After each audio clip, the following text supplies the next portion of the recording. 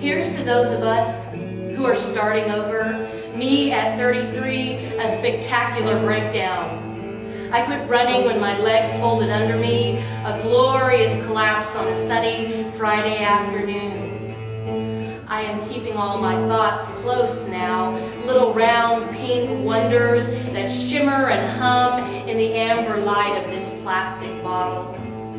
Here's to listening to the same sad song over and over again until it becomes my brittle heart's mantra, seeking the right questions in order to hope to stumble into some small hidden thicket of peace. Oh, I've had to sacrifice my pet fears, stiff-backed Sundays of consequence, retribution, and all the little niceties we disguise our shame in and parade down red carpeted aisles. And of course, the suburban death sentence, the tiny O's of pink lips pressed against the window. There are only my arms to carry them and no one to carry me. Here's to you, and every bit of 17 that you are, it will not last long. Here's to the me I see in your smile, the revolving wheel of history in which you repeat my mistakes but add your own flavor and bake the biggest meal of regret. You will have no choice but to sit down at this table, and no matter how your belly grows and pushes you back towards the wall, you will have to keep your mouth open and keep forking in the days, hours, and years. Here's to you, my beautiful child, and all the might-have-beens that are nothing more to you than discarded fortune cookie predictions. Here's to you at 24, my half-orphaned friend, and all the debt of damaged lives you pile up in the name of grief. Shake the dreams from your cloudy head. They will only break your heart. Now is the time to memorize all the names of loss. I will compose them in a want ad, publish it in a newspaper, then use it to coax some new bird into a golden cage. Here's to you, my pretend love with your fairy tale hair, pronouncing that the equation of love has nothing to do with logic. You, Mr. Arrogant, with your head shake of contradiction and condescension. You, my trucker philosopher, who spent a year eating up yellow lines and forgotten hours. There wasn't enough road between here and there to fill the empty cavity that waits for your withered heart to sprout new life. Here's to you, my manic-depressive middle-aged sister. I like the head-scratching boast of introducing you as my bipolar Presbyterian minister. You shared your insomnia with me. At a million greasy breakfasts, you let me roll down the hill behind your house in a drunken stupor.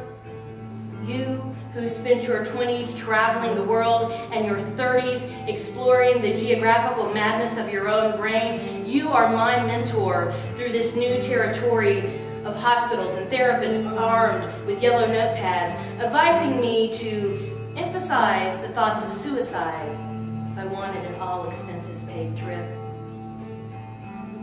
Here's to you, my green-eyed girl with children at your feet and a monster in your bed. Here's to all those times he made you feel like a whore, but you hid your secret heart in some dark, sticky place and kept it alive on the smallest scraps of hope, feeding it the daily mantra, we will not die here. Here's to learning how to tiptoe into the other room, to cry while he slept soundly, and project yourself into some fabled land of what-ifs. Here's to you, my wide-eyed Wonderland, and all the many misgivings we must learn to ignore. Here's to you and all the mysticism of the past, the way we glorify our adventures and conveniently forget their wretched ends. Here's to you and all the futures we are imagining with all the ambition of a blazing blue day in late spring under the influence of wispy clouds and the late afternoon sun that golden tips the leaves of ever-patient oaks. Here's to all my discarded selves, displayed on some trophy rack of survival, devoted to the shifting through the dirt, to catalog and analyze all my many mistakes. Here's to losing the map, so that I may learn this new territory with a pure heart. Here's to not knowing how I arrived at this juncture of despair and anger, the learning to take in the scenery and open my eyes to the beauty of small things. Here's to waking up at 33, being reborn, and aching with wonder.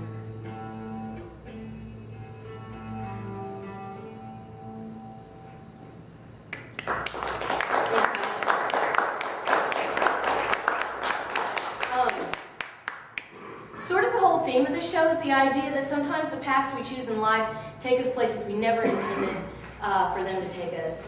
But it's kind of about learning to really love the journey and look around and appreciate what you can learn from all of that. And that's the opening piece of the show. The next piece is called Polaroid Fades, and this is dedicated to Beth, wherever she is tonight.